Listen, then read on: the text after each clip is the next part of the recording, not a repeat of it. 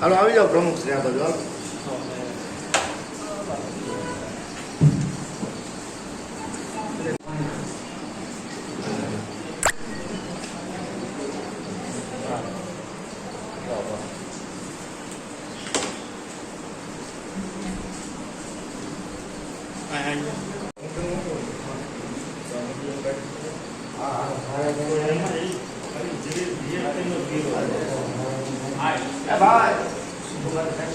બાકી હોય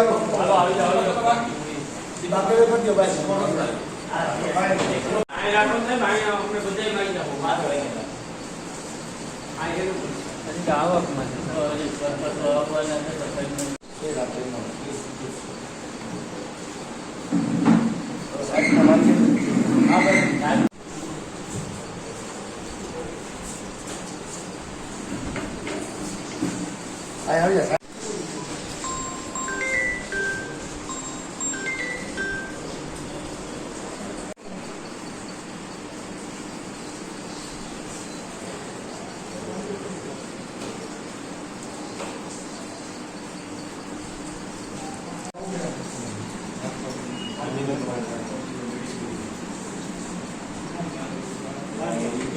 આજરોજ અમે માળિયા તાલુકાના તમામ ગામડાના સરપંચશ્રીઓએ અમારા તાલુકા વિકાસ અધિકારી સાહેબને આવેદનપત્ર આપેલું કે અમારા જે વિકાસના કામો છે છેલ્લા 6 મહિનાથી ન થતા હોય, જેમાં જીએસટીનો પ્રશ્ન હોય, એ મુદ્દે અમે આજ બધા સરપંચશ્રીઓએ આવેદનપત્ર આપેલું છે કે જે વિકાસના કામો 6 મહિનાથી. આજરોજ અમે માળિયા તાલુકાના સરપંચ એસોસિએશન તમામ ગામના સરપંચશ્રીઓએ અમારા તાલુકા વિકાસ અધિકારી સાહેબને આવેદનપત્ર આપેલું કે અમારા છેલ્લા 6 મહિના થયા અમારા વિકાસના કામો છે તે ઠપ થયેલા હોય. જીએસટીનો જે પ્રશ્ન છે તે મુદ્દેથી અમે બધા સરપંચશ્રીઓએ અમારા નાણાં પંચની ગ્રાન્ટો હોય, ધારાસભ્યના ગ્રાન્ટો હોય, સાંસદ સભ્યની ગ્રાન્ટો હોય, બધી ગ્રાન્ટો છેલ્લા 6 મહિના થયા કોઈ પણ કામ ન થતા હોય માળિયા તાલુકાની અંદર. એટલે અમે બધા સરપંચશ્રીઓ સાથે મળી અને આજરોજ સાહેબને આવેદનપત્ર આપેલું છે કે જૂના જે એસ્ટિમેટ મુજબ જે કામ થતા હતા તે શરૂ થવા જોઈએ અને વહેલી તકે આનો નિકાલ આવે એ માટેથી અમે બધા સરપંચશ્રીઓએ આજરોજ આવેદનપત્ર આપેલું છે. માળિયાના તમામ પ્રેસ મિત્રના ભાઈઓનો પણ આભાર માનીએ છીએ કે હર હંમેશ અમારી સાથે રહે છે અને અમારા પ્રશ્નોનો વહેલો નિકાલ લઈ આવે એવી તમારા બધા પાસે અપેક્ષા.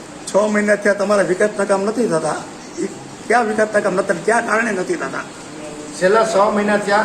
2 મહિના તો આચાર સંહિતા હતી, એમાં એક જીએસટીનો પ્રશ્ન આવ્યો છે કે ભાઈ 18% જીએસટી છે. ઓલરેડી 18% જીએસટી છે, અમે બિલમાં ચૂકવીએ છીએ. એસ્ટિમેટ મુજબ જે કામ થાય એમાં જીએસટી વાળા બિલ આપીએ છીએ, છતાં પણ 18% જીએસટી છે એ એસ્ટિમેટમાં લગાડવાનું અને અલગથી એક કપાત થતું હોય કે જેવો સરકારમાં જમા થવાનું હોય એવી અમને બહુ લેખિત માહિતી નથી, પણ મૌખિક માહિતી હોય જે માટેથી આ કામોનો પ્રશ્ન પડતર 6 મહિના થયા છે.